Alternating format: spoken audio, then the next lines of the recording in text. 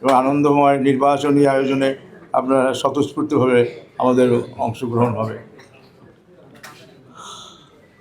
আমি বরিশাল সদর 5 আসনের ধানের শীষের মনোনীত প্রার্থী মুজিবুর রহমান সরোয়ার। আপনার মূল্যবান ভোটটি ধানের শীষ দিয়ে আমাকে জয়যুক্ত করে আপনাদের সেবা করার সুযোগ দিন। আমি শহীদ রাষ্ট্রপতি জিয়াউর রহমান এবং মরহুম বেগম খালেদা জিয়ার জাতীয়তাবাদী আদর্শের একজন একনিষ্ঠ নিবেদিত প্রাণ। আমাকে ধানের শীষে ভোট দিয়ে জনাব তারেক রহমানকে বাংলাদেশের আগামী দিনের প্রধানমন্ত্রী করার এবং দেশ সেবা করার সুযোগ দিন। আমি দুঃখ পরিতাপের হিসেবে বলতে হচ্ছে, দেশ যখন একটি সুন্দর গণতান্ত্রিক নির্বাচনের প্রক্রিয়ার দিকে সম্পূর্ণ অগ্রসর হচ্ছে, ঠিক সেই মুহূর্তে আমার বরিশাল সদর 5 আসনের কোথায় কোথায় ভোটারদেরকে ভয়ভীতি প্রদর্শন করা হচ্ছে।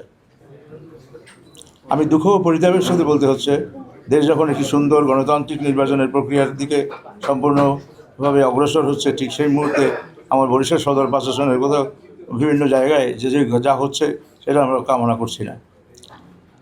আমি আইনশৃঙ্খলা বাহিনীকে উক্ত কর্মকাণ্ডের প্রতি দৃষ্টিপাত করার জন্য আহ্বান জানাচ্ছি এবং যথাযথ ব্যবস্থা গ্রহণের জন্য অনুরোধ করছি। এখানে উপস্থিত সাংবাদিক ভাইয়ের অত্যন্ত দায়িত্বশীলভাবে আমি বলবো, 12ই ফেব্রুয়ারি বরিশাল সদর 5 আসনের প্রত্যেকটা কেন্দ্রের প্রতি আপনাদের সজাগ ও সতর্ক দৃষ্টি রাখবেন এবং বস্তুনিষ্ঠ সংবাদ পরিবেশন করবেন। আপনারা দেখেছেন ইতিপূর্বে আমরা যে নির্বাচনগুলো আমি করেছি, কোথাও আমাদেরকে কোথাও সন্ত্রাস, সহিংসতা বা ভোট কারচুপির কোনো অভিযোগ তখন যে বরিশালবাসী দিতে পারে নাই। আমরা বরিশালে নির্বাচন করেছি এবং সেই নির্বাচনগুলো কত স্পষ্ট এবং কত সুন্দর শান্তিপূর্ণ হয়েছে তা আপনাদের পূর্বে অবগতি আছে। আমরা আইনশৃঙ্খলা বাহিনী উক্ত কর্মকাণ্ডের প্রতি দৃষ্টিপাত করার জন্য আহ্বান জানাচ্ছি, যথাযথ ব্যবস্থা গ্রহণের অনুরোধ জানাচ্ছি। এখানে উপস্থিত সাংবাদিক ভাইদের আপনারা অত্যন্ত দায়িত্বশীলভাবে আগামীকালকে 12ই ফেব্রুয়ারি বস্তুনিষ্ঠ সংবাদ পরিবেশন করবেন। কারণ আপনারা জানেন, আমাদের যে 5ই আগস্ট যে গণ অভ্যুত্থান হয়েছে, সেই গণ অভ্যুত্থানে যারা শহীদ হয়েছে, এই শহীদের আত্মার শান্তির জন্যই আমাদেরকে 54টি বিভিন্ন দাবি এনে সংস্কার করা হয়েছে এবং দাবিগুলো পার্লামেন্টে আমার সংবিধানে সন্নিবেশিত করার জন্য পার্লামেন্টে এটি গৃহীত হতে হবে।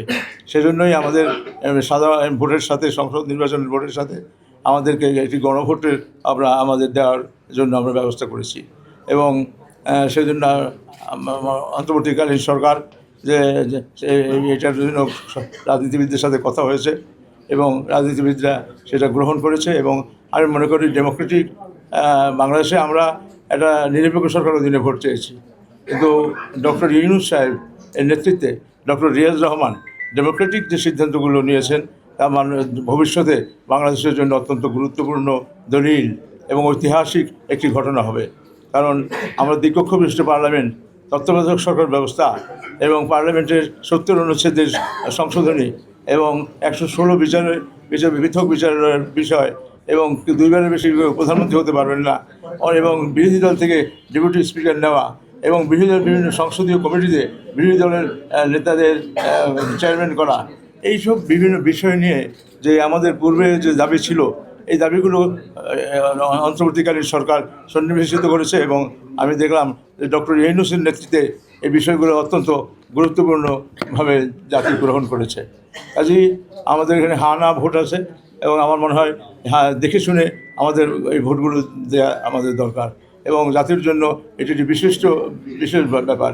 তো তার মধ্যেই আমাদের মধ্যে এক ধরনের রাজনীতিবিদ আছে যারা এটাকে বিলম্ব করতে চেয়েছে, তারা ভোট যাতে না হয় সেজন্য চেষ্টা করতে এবং আজকে সত্যিকারভাবে আমরা দেশনেত্রী বেগম খালেদা জিয়ার কথা উল্লেখ করতে পারি, যিনি এই ভোটের জন্য মানুষের নিরপেক্ষ সরকারের অধীনে ভোটের জন্য তিনি নিজের জীবন বিসর্জন দিলেন এবং আরাফাত হোসেন কোকো এবং বাংলাদেশের অনেক মানুষ যারা পরস্পরে মারা গিয়েছে, গুম হয়েছে, এই আন্দোলন করতে গিয়ে প্রায় আমাদের 1400 জন হইতে 1500 এরকম লোক যারা আত্মাহুতি দিয়েছেন।